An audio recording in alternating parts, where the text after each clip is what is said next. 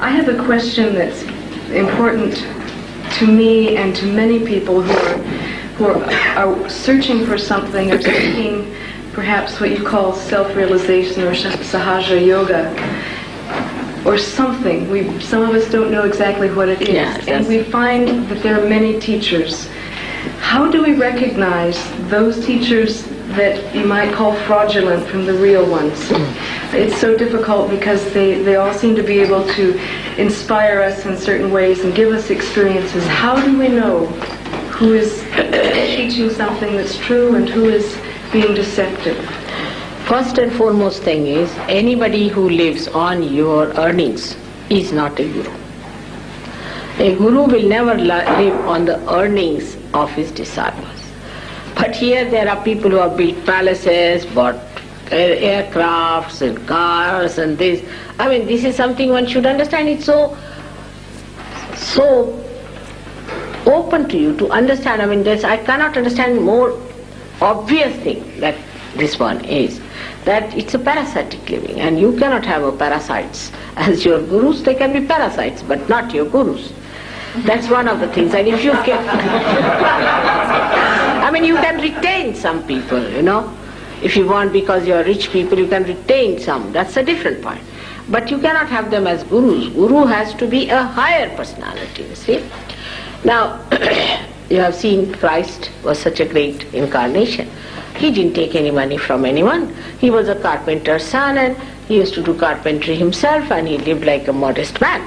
He never lived with big cars and big houses. It's not necessary, because such a person is himself is a very big king, you see, like a big emperor.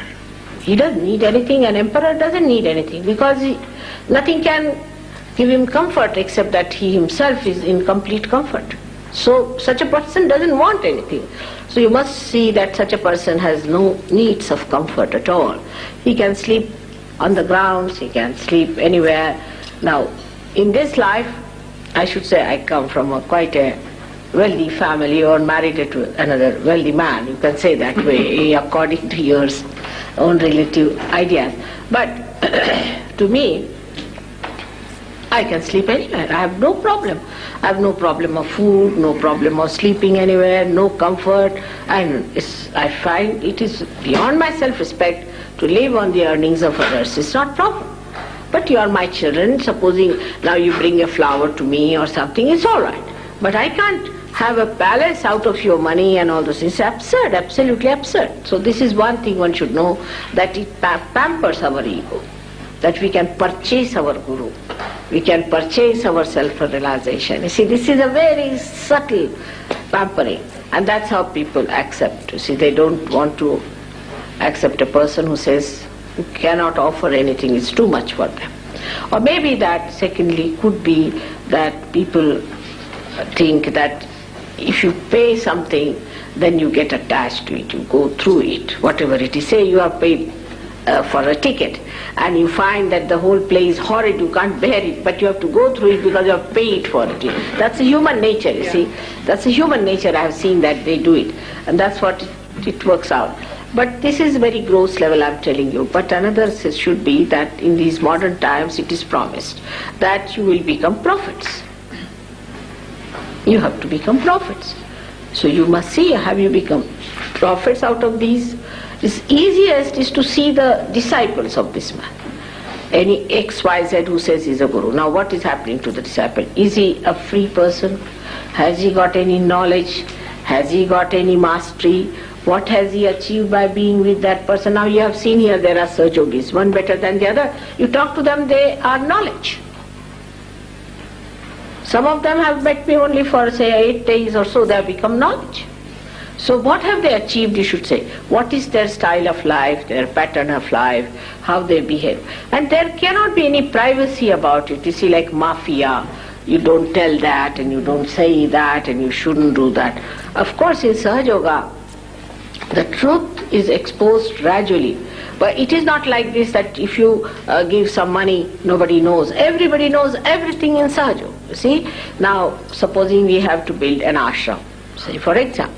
All right, you build your ashram, you collect your money, do what you like and know about it. I have nothing to do with it. Also among yourself you should know how you got the money, how you spent it, what is the expense and all that. Because ashram you can pay for, but not for your realization. And this is one thing, it's very important, that what you get out of it is important, that you should become a prophet. Have you become a prophet?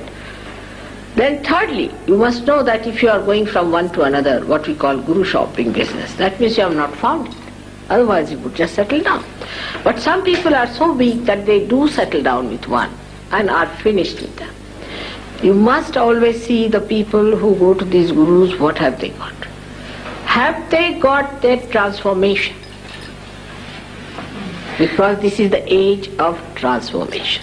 Mataji, what about teachers or gurus who produce miracles? You go to a guru who will materialize something out of the air and say this is divine. This is all jugglery. It's all jugglery. And also, you see, now supposing somebody says, I produce a diamond. Now these people come from India. Why don't they solve the financial problem of India?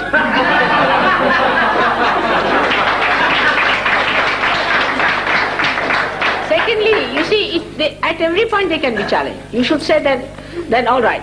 One gentleman came to me and said that he gave me a diamond. I said, why you? How many diamonds you have? He said, hundreds. Then I said, why did he give you? You should give to your driver who hasn't got a diamond. You see, that is what it is. So it is all jugglery. You should see those who materialize.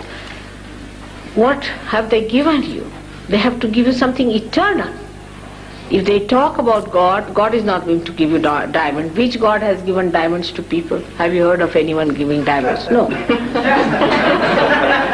So you should ask for something which is the highest, which is the supremost.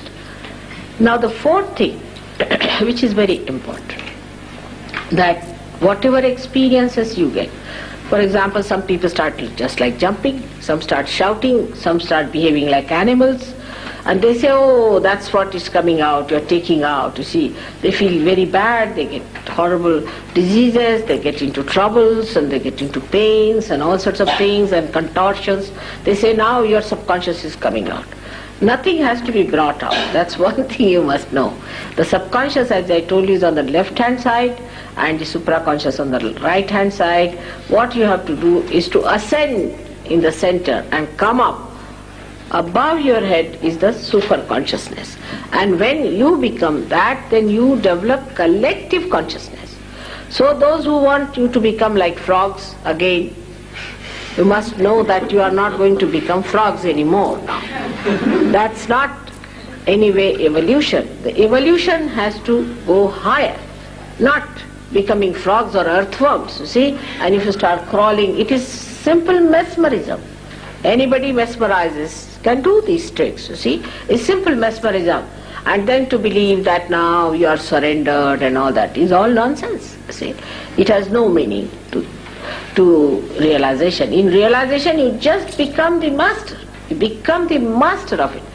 There are many people in this country who came and lured you by their talks also, talking big about Brahma, Atma Tattva, this, that and everything. That is not the way you can, that is what is just the pendulum moving from Christian sermon to Hindu sermon, and from Hindu sermon to Islamic sermon, from there to the Rabbi sermon. You see, it goes on like that, you see. That's not the way. You have to rise higher within yourself. And that's why those who lecture about these things are really sometimes can be very, very dangerous. And so many have died of cancer, this, that. I don't know what to say, that people who go to these people get into very bad troubles and suffer so much. And then on top of that, when all this happens, they say, you must suffer. That's a very good excuse, you must suffer. You must pay to suffer. You pay money to suffer. And then people go on suffering. Now one thing I have to tell you, that Christ has suffered for us. We don't have to suffer anymore. Those who deny his sufferings will have to go for suffering. All right, have it. But he suffered for us. There is no need for us to suffer anymore. When he is awakened within us, he takes away all that is our ego, means our karmas, our superego, that is our conditioning, completely removed, and you become one with the divine. There is no need for anybody to suffer. And this idea of suffering is all nonsensical. You should not suffer at all. Good. I'm glad it's over.